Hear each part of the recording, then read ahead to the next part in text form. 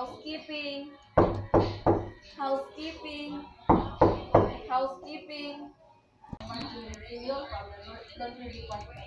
May I know if you are Miss Alberta who laundry department? Yes, please come in.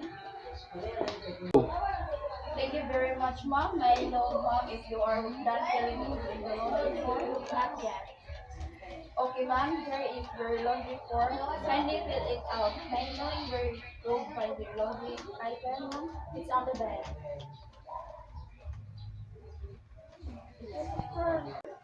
Please allow me to counter check your laundry item. Upon checking, ma'am, you have three shirts and two shirts. They were all damage free. Do you have any special instruction on your clothes, ma'am? No. None.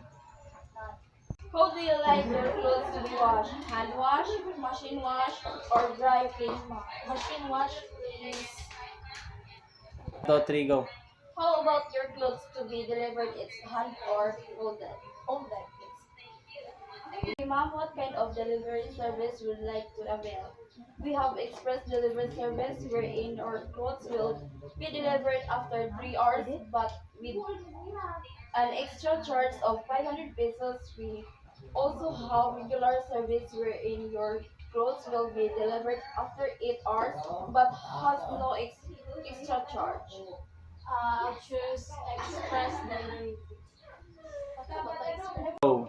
Okay, ma'am, your total amount of pay is 2,850 pesos, where 2,350 pesos is the laundry service and 500 pesos on extra charge. How would you like to settle your amount, ma'am?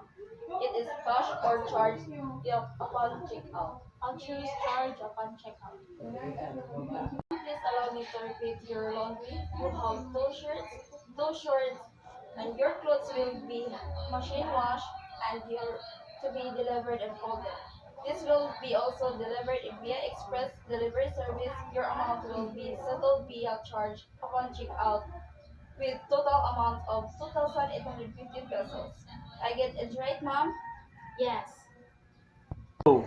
Please sign here, ma'am. Your clothes will be delivered after 3 hours.